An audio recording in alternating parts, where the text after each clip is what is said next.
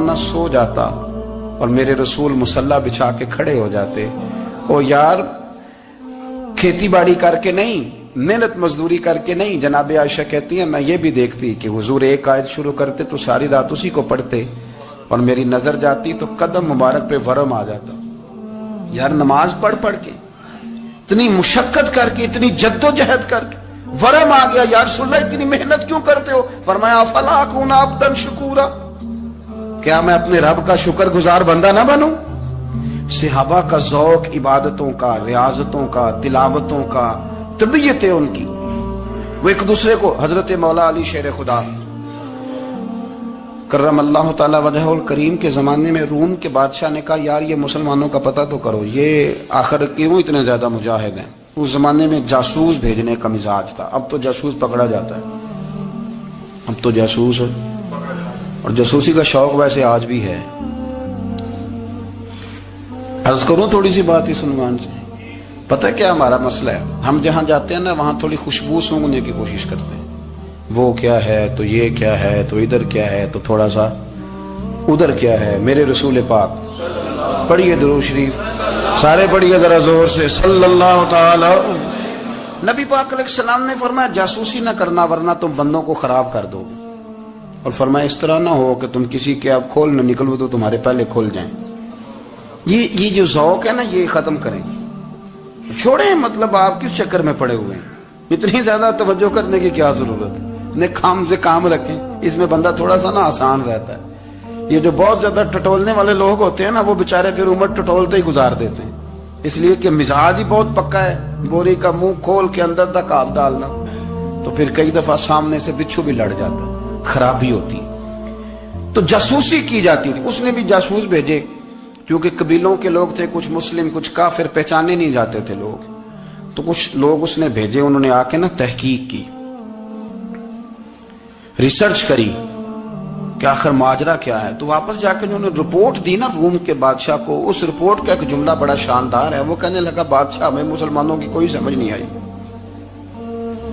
ہمیں کوئی سمجھ نہیں آئی. انہوں نے کہا کیوں نہیں سمجھ آئی؟ کہنے لگے یار عجیب بندے ہیں, جب رات مصلی پہ بیٹھتے ہیں تو یوں لگتا ہے ان کا دنیا سے رشتہ ہی کوئی نہیں, کوئی کسی کو نہیں جانتا. کوئی اپنے دکھ سنا کے رو رہا ہے, کوئی اپنی بات کر کے رو رہا ہے, لگتا ہے کہ ان کا کوئی رشتہ ہے ہی نہیں جب مصلی پہ بیٹھتے ہیں. اور فرمایا جب سویرے یہ جہاد کرنے نکلتے ہیں تو لگتا ہے ان سے زیادہ دلیر ہی کوئی نہیں. حالانکہ جو مسلوں پہ رونے دھونے کے لوگ ہوتے ہیں وہ کئی دفعہ جہاد میں کام نہیں کرتے, لیکن عجیب لوگ ہیں کہ رات کے راہب ہیں, دن کے مجاہد ہیں, کوئی سمجھ نہیں آتی. میرے عزیز ان لوگوں نے مصلی آباد کر کے رکھا, تلاوتیں ان کا ذوق رہی, منظر روز پڑھنا, اسباق پڑھنا, وظائف پڑھنا, یہ ان کا ذوق رہا.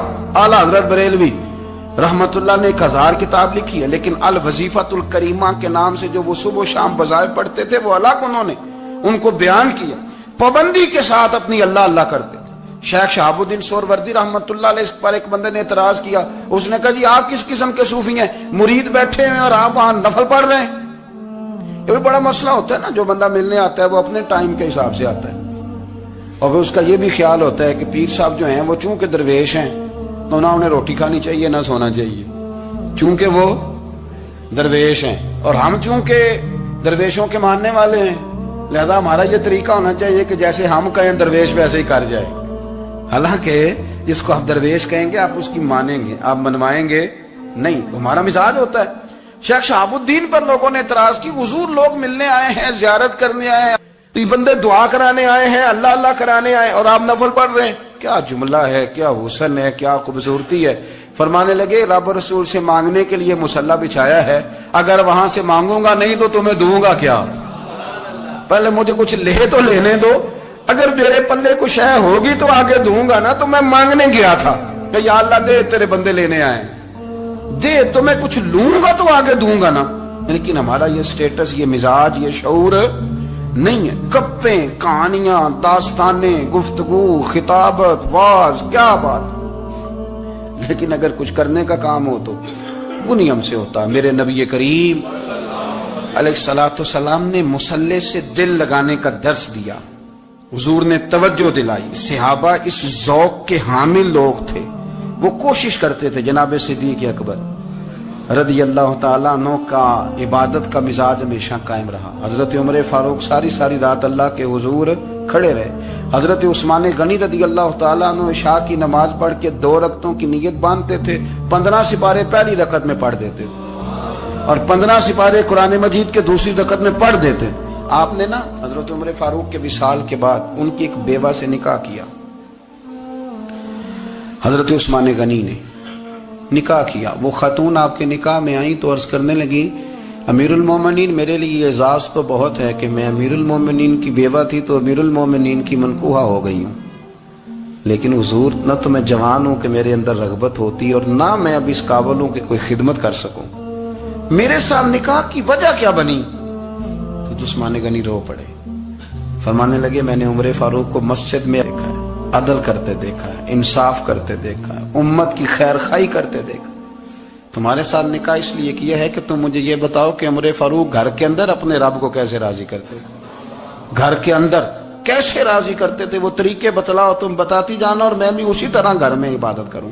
میرے رسول کریم علیہ الصلوۃ والسلام نے ارشاد فرمایا، حضور فرمانے لگے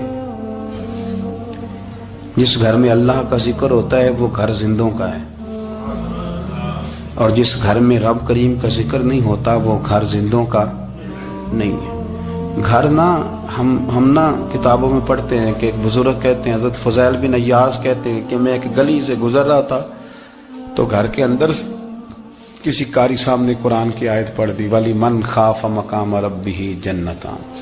میں تے میرے کانوں سے ٹکرائی تو اللہ نے میری کایا ہی پلٹ دی، میں توبہ کر گیا. اب گھر کے اندر سے آواز آئے تو صحیح نہ تلاوت کی، پر اندر سے آواز آتی نہیں ہے، ڈیک بجنے کی آواز آتی ہے یا ٹی وی چلنے کی آواز آتی ہے یا دھوم مچانے کی آواز آتی ہے. عبادت کا وہ جو خاص شوق تھا، وہ جو حسن تھا، وہ جو توانائی تھی، وہ جو بات تھی.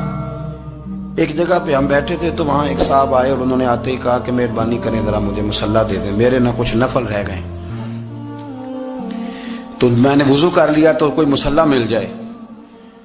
مصلی انہیں دے دیا گیا، وہ مصلی لے کے چلے گئے تو پیچھے ایک صاحب نے تبصرہ کیا، کہنے کتنا ریاکار بندہ ہے، لوگوں کو دکھا رہا ہے کہ میں نفل پڑھتا ہوں، ہے کو بات کرنے والی. میں نے اسے کہا، میں نے کہا تو مہربانی کرنا اس طرح کی ریاکاری تو بھی کر، پکڑ مصلی اور جا تو بھی تھوڑی ریاکاری کر کے آ، اٹھ ذرا شکر کر، کوئی یہ ریاکار بھی ملا ہے، کوئی نفل پڑھ کے ریاکاری کر رہا ہے. اللہ کا میں کہتا ہوں کو پڑھے تو صحیح نہیں، یار یہ کوئی دور ہے نفل پڑھنے کا، اس میں تو لوگوں کا مزاج ہی نہیں، طبیعت ہی نہیں. میں نے کہا چل مہربانی کر یہ لے مصلی اور تو بھی جا تھوڑی سی یا کاریا ریاکاری کرو تو صحیح نا، مزاج ہی نہیں، ذوق. جمعے کی نماز پڑھ کے یوں دنیا بھاگتی ہے، او ہو پتہ نہیں کون سی پیچھے آگ تھی جو بجھائی جائے گی. اور آج تک لوگ مسئلہ پوچھ رہے ہیں کہ جمعے کی بعد والی سنتیں کتنی ہوتی ہیں. میں نے کہا کتنے سال ہو گئے جمعہ پڑھتے، کتنے سال ہو گئے، ابھی تک سنتوں کا نہیں پتا، ابھی تک نے علم کے پہلے کتنی رکھتے ہیں اور بعد میں کتنی رکھتے ہیں. فجر کی سنتیں کب پڑھنی چاہیے، سنو فجر کی سنتوں کے بارے میں. میرے رسول کریم سید عالم صلی اللہ تعالی علیہ وسلم سے ایک صحابی نے پوچھا تھا، حضور میری فجر کی سنتیں رہ گئیں یا رہ جاتی ہیں تو حکم کیا ہے، کیا انداز ہے حضور کا. بخاری مسلم کے لفظ سنو، حضور سید عالم صلی اللہ علیہ وسلم فرمانے لگے، اس نے کیا پوچھا تھا، حضور جواب کیا دیتے، فرمایا فجر کی سنتیں کبھی نہ چھوڑنا، فجر کی پہلی 2 سنتیں کبھی نہ چھوڑنا. یا رسول اللہ صلی اللہ تعالی علیہ وسلم میری رہ گئی ہیں، رہ جاتی ہیں. فرمایا فجر کی 2 سنتیں نہ چھوڑنا، فرمایا فجر کی پہلی 2 سنتیں مجھے دنیا اور دنیا کے اندر جو کچھ ہے وہ سب سے زیادہ پیاری ہے. فجر کی 2 سنتیں دنیا اور دنیا میں جو کچھ ہے مجھے وہ سب سے زیادہ پیاری ہیں، اس لیے فجر کی سنتیں نہ چھوڑنا. اپنا ذوق، اپنی طبیعت، ہم نے نا ذوق غلط بنا لیا ہے. اگر 20 بندے کہہ بھی دیں گے تو نے بڑی شاندار تلاوت کیا تو کیا اس سے بنے گا، 100 بندہ کہہ بھی دے تیری کیا بات ہے، کیا بات ہے نعت خاں کی، کیا بات ہے علامہ صاحب کی، پیر صاحب کی، پیر مہر علی شاہ صاحب رحمت اللہ علیہ. آپ تشریف فرما تھے تو آپ کے ایک ہی بیٹے بابو جی جن کو کہا جاتا ہے، جس دن صاحبزادے پیدا ہوئے تو خادم نہ وہاں سے نکلا. ان لوگوں کے شوق اور طرح کے تھے نا تو ان کی توجہ بھی اپنے شوق کی طرف رہتی. تو خادم نکلا اندر سے، پیر صاحب مبارک ہو، پیر صاحب مبارک ہو، پیر صاحب مبارک ہو، پیر صاحب مبارک. وہ شور کر رہا ہے تو پیر صاحب کو وجد ہو گیا، اللہ اکبر اللہ اکبر اللہ. وہ کیا ہوا، किस बात की मुबारक दे रहे हो? अर्ज की हुजूर अल्लाह ने बेटा दिया है। तो आप फरमाने लगे अच्छा हुजूर आप क्या हुआ, आप तो परेशान हो गए। फरमाने लगे जब तूने 3 दफा कहा ना मेरे अली को मुबारक हो, तो मैं समझा था शायद तुझे किसी ने बता दिया है कि मेरे अली से अल्लाह राजी हो गया। मैं समझा था कि शायद तू ये खबर लेके आया है कि किसी ने बताया है कि मुझे आज खबर मिली है कि मेरे अली से रब अच्छा पुत्र हुआ है। अल्हम्दुलिल्लाह, अल्लाह का शुक्र है। पर मेरे लिए मुबारक का दिन वो होगा जब मेरा रब कहेगा कि मैं मेहरे अली से राजी हूँ, मेरे महबूब कहेंगे कि मैं मेहरे अली से। आप बात को समझे।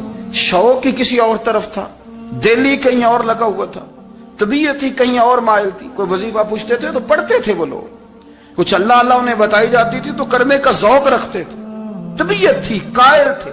हजरत रबी कहते हैं मैं बड़ी दूर से सफर करके गया हजरत अवैस करनी से मिलने, बड़ी दूर से। और जब मैं पहुंचा तो फजर का वक्त था, तो हजरत अवैस करनी को मैंने पा लिया। तो वो नमाज पढ़ के ना कुरान शरीफ लेके बैठ गए। फरमाते इशराक चाश्त का वक्त हुआ तो नफलों की नीयत बांध ली। मुहद्दिस इब्नुल जौज़ी ने लिखा है, फरमाते हैं फिर जब ज़वाल का वक्त हुआ तो मस्जिद में झाड़ू देने लग गए। जोर की नमाज पढ़ के तो असर की तैयारी तक वो मस्जिद में बैठे रहे। और मेरे नबी पाक अलैहिस्सलाम ने फरमाया जो नमाज के इंतजार में बैठा हो वो नमाज ही में है, वो नमाज ही में है। फरमाया मेरी दुनिया मेरी उम्मत की जो रहबानियत है ना वो इतनी है कि नमाज का इंतजार करे। आजान के बाद नमाज का ये राहब है, ये इस वक्त छोड़ के बैठे हैं सारा कुछ। फरमाते हैं असर तक उन्होंने अल्लाह अल्लाह की, फिर मगरिब तक की, शाह की नमाज हुई तो नमाज पढ़ी तो वो थक गए। अब मुझे वो फारिग हुआ, मुसल्ला छोड़े तो मैं मुलाकात करूं ना। ये आप हैरान ना हो कि इतनी देर बंदा कैसे अल्लाह अल्लाह कर, हमने की नहीं ना इसलिए हम परेशान हैं। जो आदी होते हैं वो कर भी लेते हैं, वो ये काम। मेरी बात की समझ आ रही है? जब जाते हो किसी दफ्तर में तो 8 घंटे खड़े रह लेते हो ना, मजबूरी होती है तो खड़े रहा जा सकता है। पासपोर्ट के दफ्तर बोलिए, इमिग्रेशन की लाइनों में, और मैंने तो एम्बेसियों में बंदे 12-12 घंटे पहले जाके खड़े देखे, रह लेते हैं खड़े। तो अगर इन कामों के लिए रहा जाता है तो अल्लाह रसूल के लिए भी खड़े रहा जा सकता है। तो फरमाने लगे कि जब इशा की नमाज के बाद आखिर इंसान थे, थक गए, नींद का गलबा हुआ तो थोड़ी ऐसे आंख बंद हुई तो खोली तो रोने लगे। हजरत वैसे कर लिया, रो के कहने लगे मालिक मुझे गाफिल तो ना कर, अभी मैंने किया भी कुछ नहीं, दिन खत्म हो गया, कोई नफल नहीं, कोई अल्लाह अल्लाह नहीं, अल्लाह मुझे गाफिल ना कर, मेरी मदद फरमा। फरमाते हैं जब वो रोए तो मेरे साथ जो शख्स था मैंने कहा उठो चलें। कहने लगा हुजूर मिलना नहीं। फरमाया जो मैं लेने आया था वो मुझे मिल गया, जो मैं इनसे सीखने आया था वो मुझे नसीब हो गया, अब और मैंने क्या लेना, खत्म हो गई बात, उठो चले। अल्लाह के बंदों ने हजरत रबिया बिन काब असलमी रदी अल्लाह ताला अन्हु फरमाते हैं, कहते हैं जब बनु कुरैज़ा और बनु नुज़ैर यहूदियों के साथ हुजूर अलैहिस्सलाम ने जंग का ऐलान फरमाया तो वो दुश्मन हो गए। हमें खतरा था कि वो रात को कहीं महबूब को तकलीफ ना दें, तो कुछ लोग ना तलवारें लेके नबी पाक के दरवाजे पे पहरेदारी करते थे। गन मैन रखना हराम नहीं, अगर किसी को वाकई खतरा हो तो उसके लिए सुन्नत भी है। हजरत अलीउल मुर्तज़ा तलवार लेके हुजूर के घर का पहरा देते थे। हजरत रबिया बिन काब असलमी रदी अल्लाह ताला अन्हु फरमाते हैं कि रात मेरी ड्यूटी थी कि मैं हुजूर के घर का पहरा दूंगा। तो फरमाते हैं मैं बाहर सुन रहा था, सारी रात ही मेरे नबी पाक ने अल्लाह की तस्बीह पढ़ी, सारी रात, कभी तस्बीह, कभी तहलील, कभी तहमीद, कभी तकबीर, सारी रात। फरमाते हैं सारी रात हुजूर पढ़ते रहे और सारी रात ही मैं सुनता रहा। मुझे ऊँग आ गई, मेरी आंख लग गई, हुजूर अभी पढ़ रहे थे, मैं थक के सो गया। और फरमाते हैं जब मेरी आंख दोबारा से खुली तो मेरे कानों में फिर कोई चीज गूंजी, तो मैंने कान लगाया तो मेरे हबीब अभी भी अल्लाह को याद कर रहे। सारी सारी रात हुजूर रब की इबादत करते।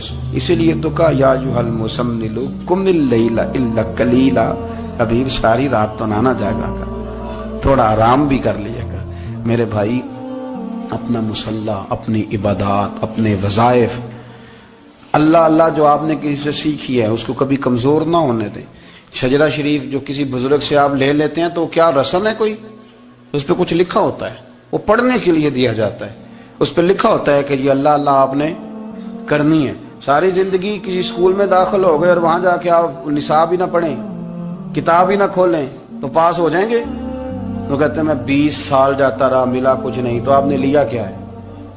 ایک اتنی سی کتاب تھی, اس کو تو کھول کے آپ دیکھ نہیں سکے, اس کے وظائف تک تو رسائی نہ ہوئی, اس لیے کہ اللہ اللہ کرنا مشکل ہے اور تصویر کھچانا یہ آسان کام ہے. تو جو آسان ہے اس طرف ہماری توجہ لگی رہتی ہے اور جو مشکل ہے اس طرف ہم ذوق پیدا نہیں کرتے. یا ایھا الناس اعبدوا ربکم, کسی کو شریک نہ بناؤ, وانتم تعلمون, اور تم جانتے بھی ہو, تمہیں خبر بھی, تمہیں پتہ ہے کہ عبادت اللہ کی کرنی چاہیے, تمہیں پتہ ہے کہ نماز پڑھنی چاہیے, تم جانتے ہو کہ نوافل ادا کرنے چاہیے, تمہیں پتہ ہے کہ سجدے آنکھیں بند کر کے جھوٹ کی زندگی جی کے اپنے ساتھ بددیانتی کر کے دھوکہ دے کے اپنے آپ کو دائیں بائیں اپنے آپ کو کہیں مصروف رکھ کے کچھ وقت ضائع تو کر لیتے ہو, پر تمہیں پتہ تو ہے نا کہ عبادت اللہ کی کرنی, تمہیں اس کی خبر ہے.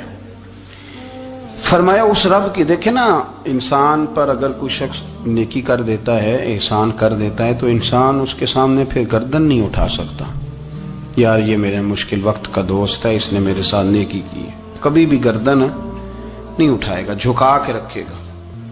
تو اگر عام کوئی نیکی کر دے تو اس کے سامنے انسان کبھی گردن نہیں اٹھاتا, تو جو رب ساری نعمتیں عطا فرمائے, جو کہے کہ تیری تخلیق میں نے کی, تجھ سے پہلوں کو بھی پیدا میں نے کیا, تیرے لیے زمین کا بچھونا بھی میں نے بچھایا, آسمان کی چھت بھی میں نے لگائی, تیرے لیے زمین سے ساری اناج کو, پھل کو, کھیتیوں کو نکالا بھی تیرے لیے, اب تو اس طرح کر کہ تو میری عبادت کر, تو میری بارگاہ میں جھک جا. بہت سارے نشے لوگوں کو لگے ہوئے ہوتے ہیں, ہر آدمی کوئی نہ کوئی نشہ کرتا ہے, کوئی دولت کا کرتا ہے, کوئی شہرت کا کرتا ہے, کوئی اپنی تعریف کا نشہ کرتا ہے, 2-4 لوگوں سے تعریف سن کے مطمئن ہو جاتا ہے. ناراض تو نہیں ہو گیا اس جملے سے آپ؟ کرتے ہیں لوگ دولت کا نشہ بھی. یہ جب نقصان ہوتا ہے تو بندے بیمار نہیں ہو جاتے, پیسے ڈوب جاتے ہیں تو لوگ بیمار نہیں ہو جاتے, تو اس کا مطلب یہ ہوتا ہے کہ نشہ ٹوٹ گیا ہے.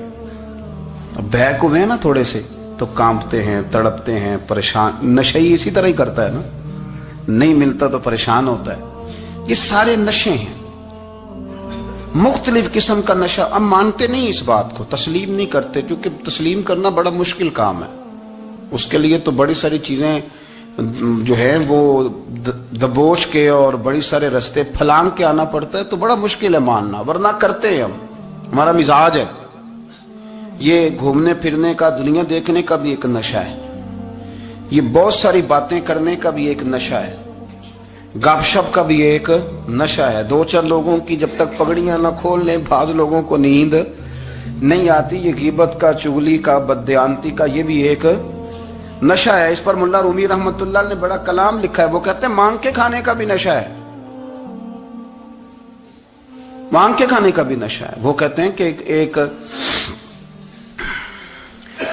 بھیک مانگنے والی خاتون تھی, تو بادشاہ کے پاس بھیک مانگنے آئی, تو بادشاہ کو پسند آ گئی, اس نے شادی کر لی. اب اس کو عادت تھی بھیک مانگ کے کھانے کی, تو وہ کنیزوں سے کہا کرتی تھی کہ فٹافٹ نہ روٹی لے کے آیا کرو, میں 2-3 دفعہ مانگوں تو پھر لایا کرو, کیونکہ ایک نشہ ہے نا, تو میں مانگوں 2-4 دفعہ تو پھر. تو انسان بہت سارے نشے کرتا ہے, یہ مانتا نہیں. یہ موبائل, یہ فیس بک, یہ سارے نشے ہی ہیں.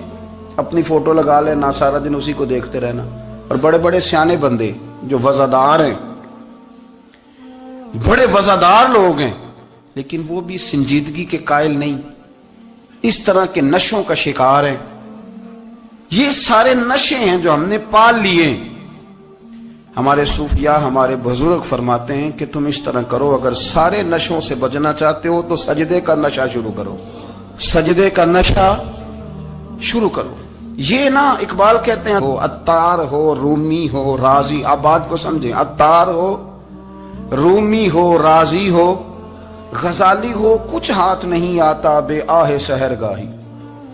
کہتے بہت بڑا صوفی ہو جیسے فرید الدین عطار تھے, بہت بڑا تصوف کا امام ہو جیسے امام غزالی تھے, بہت بڑا تفسیر کا استاد ہو جیسے امام رازی ہو. عطار ہو, رومی ہو, رازی ہو, غزالی ہو پر کچھ ہاتھ نہیں آتا بے آہ سحر گاہی. اگر سویرے اٹھ کے روتا نہیں نا اللہ کی بارگاہ میں, اگر تہجد نہیں نہ پڑھتا تو کچھ ہاتھ نہیں آتا بے آہ سحر گاہی. پھر اس کو کوئی چیز نصیب. میری بات کی سمجھ آ رہی ہے آپ حضرات؟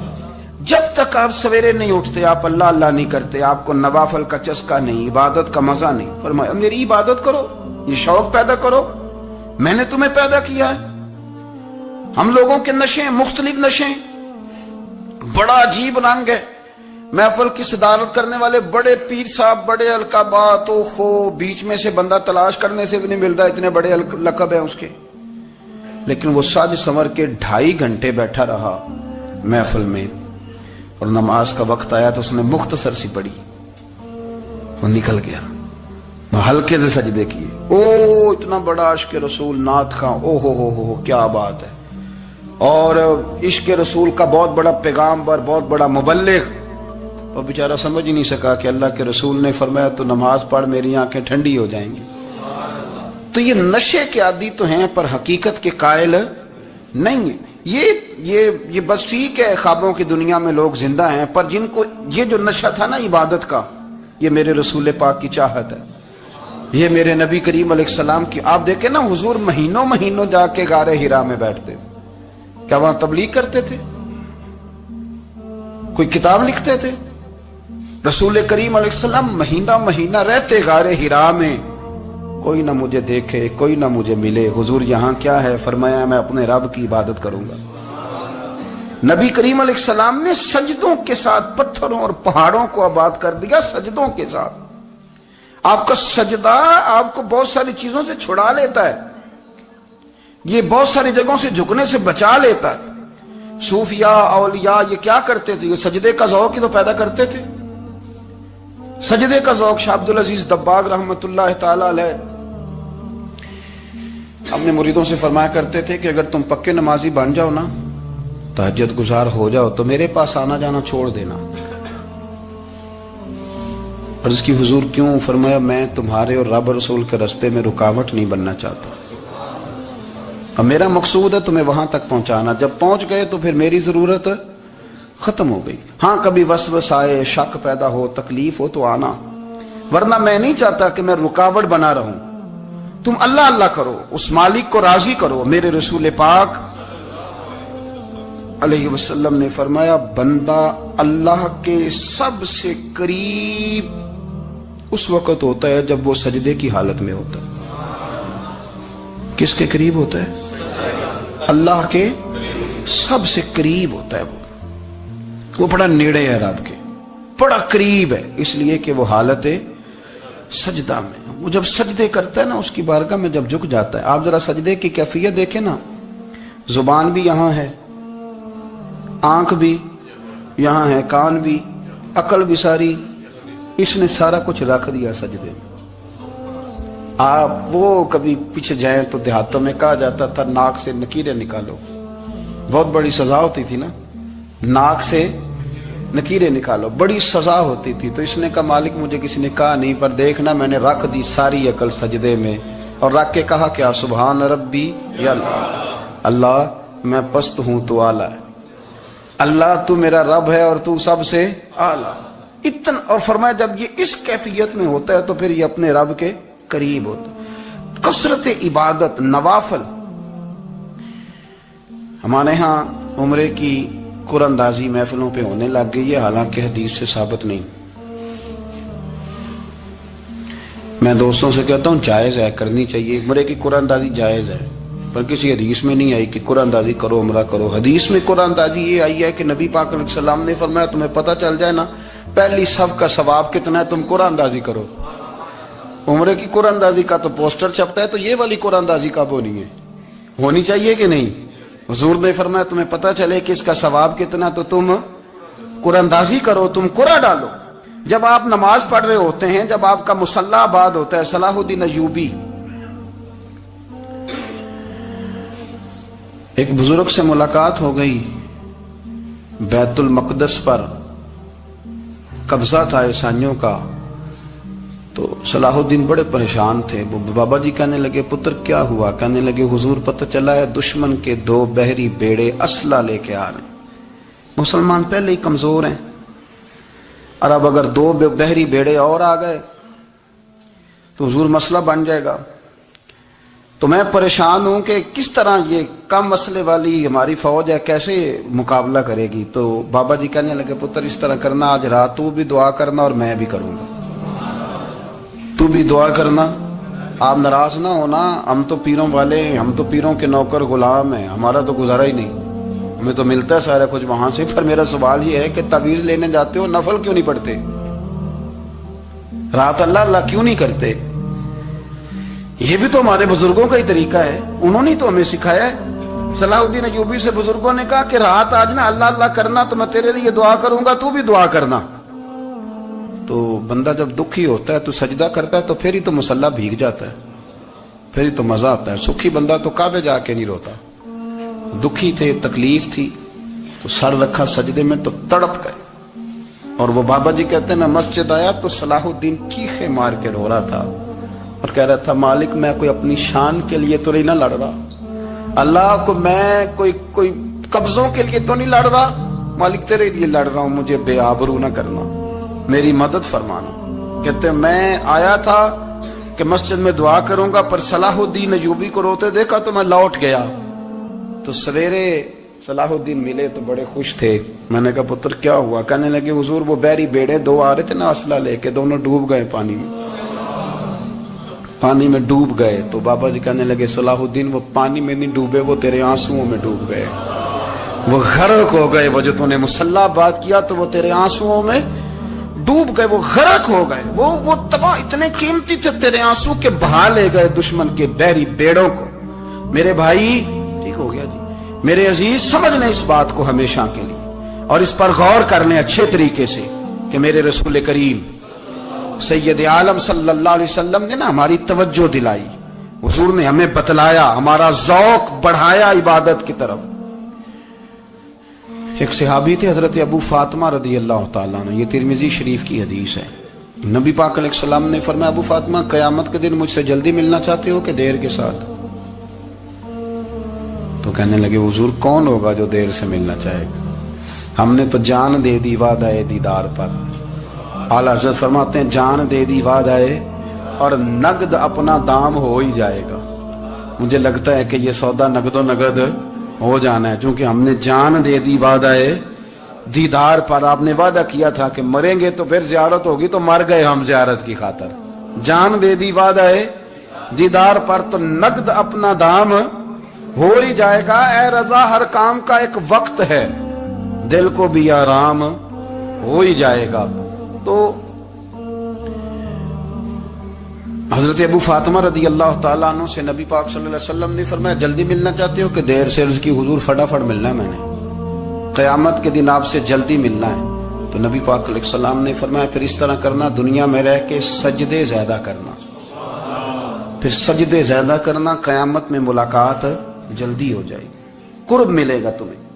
اپنے بچوں کے اندر دیکھیں نا ہم شوق پیدا کرتے ہیں, ہمیں صحیح لفظ نہیں بولنے آتے پر ہم بچوں میں شوق پیدا کرتے ہیں کہ پتر ڈاکٹر بن جائے گا تو بڑا نفع کرے گا, تو لوگوں کی خدمت کرے گا, ملک و ملت کی خدمت کرے گا, تیرے ابا کا نام روشن ہوگا, تیرے دادا کی تعریفیں ہوں گی. ہم یہ ذوق پیدا کرتے ہیں. ہم اپنے نوجوانوں کے اندر یہ فکر پیدا کرتے ہیں, انہیں ہم سمجھاتے ہیں کہ میاں جب تم پڑھو گے محنت کرو گے تو فلاں آدمی کی طرح تمہارا نام ہوگا. یہ جتنا ذوق ہم بچوں کے اندر ان چیزوں کا پیدا کرتے, ہمیں حکم ہے کسی طرح ہم ذوق پیدا کریں کہ پتر نماز پڑھے گا تو اللہ راضی ہو جائے گا, تو سجدہ کرے گا. دیکھیں نا میرے رسول کریم علیہ السلام نے فرمایا 7 سال کے بچے کو مسجد لے کے جاؤ, یعنی اسے شوق دلاؤ, اس کے اندر یہ خاصیت پیدا کرو کہ اس کا دل کرے مسجد میں جانے کا, اس کے اندر یہ خصوصیات لاؤ کہ وہ ہمارے ہاں نا ہر چیز کو پرموٹ کیا جا رہا ہے, ہر چیز کو یعنی سر سنگیت سکھانے کے لیے اکیڈمیاں بن گئی ہیں, ہر شے پرموٹ ہو رہی ہے. عبادت کا جذبہ کم ہوتا جا رہا ہے, اللہ اللہ کا ذوق ہمارے اندر نہیں رہا. اور اتنا مشکل ہم نے اپنے لیے بنا لیا ہے کہ وہ بندہ جو بڑی زبردست مذہبی گفتگو کر رہا تھا اور تگڑی بات کر رہا تھا, کیا بات ہے, لیکن نماز کے بارے میں کمزوری دکھا جاتا ہے، نوافل کے بارے میں وہ چپکے سے نکل جاتا ہے۔ امام احمد بن حنبل رحمۃ اللہ تعالی علیہ، مسند امام احمد بن حنبل 14 جلدوں میں ہے مارکیٹ میں، اور مجھے تو خیر پسند ہی بڑی ہے، میں نے تو کئی دفعہ پڑھی ہے۔ اور کیا بات ہے امام احمد بن حنبل کی، کیسے تگڑے قسم کے محدث تھے، اور اللہ نے کتنا انہیں اعزاز عطا فرمایا ہوا تھا۔ یہ کوڑے بھی کھاتے تھے دین کی خاطر، سارا کرتا لہو سے بھر بھی جایا کرتا تھا، بڑا اعزاز والا شخص تھے، بڑے اعزاز والے۔ حدیثیں جمع کرنا، حدیثیں لکھنا، حدیث پڑھانا، سارا دن رہتے تھے۔ کہہ سکتے تھے کہ میں کر تو رہا ہوں کام، اور حدیث بھی موجود ہے کہ عالم عابد سے افضل ہوتا ہے، پر اس کے باوجود امام احمد بن حنبل رحمۃ اللہ علیہ 300 نفل فرض نمازوں کے علاوہ پڑھا کرتے تھے، 300 نوافل روز پڑھا کرتے تھے۔ ان کے بیٹے نے کہا ابا جی مکان خریدنا ہے تو وہ جگہ کہاں کر کے لوں، بہت ساری آبادیاں، تو فرمایا پتر وہاں لینا جہاں مسجد قریب ہو۔ میرے رسول کریم سید عالم صلی اللہ علیہ وسلم اتنا پسند کرتے مسجد کو، اتنا پسند کرتے نماز کو، کہ رسول کریم صلی اللہ علیہ وسلم تہجد کی نماز بھی پڑھتے، پھر حضور فجر کی نماز بھی پڑھتے، نبی پاک وتر کو الگ کر کے پڑھتے، عشاء کے ساتھ نہیں پڑھتے۔ یہ تو ہم اس لیے اجازت دی ہمارے بزرگوں نے کہ بعد میں اٹھے گا کون علیحدہ وتر پڑھنے کے لیے، عشاء کے ساتھ پڑھ لے۔ وتر پڑھتے، تہجد پڑھتے، فجر پڑھتے، اشراق پڑھتے، چاشت پڑھتے، پھر مغرب کی نماز کے بعد 6 رکعت اوابین پڑھتے، پھر رات کو صلاۃ اللیل پڑھتے۔ سیدہ عائشہ صدیقہ کہتی ہیں زمان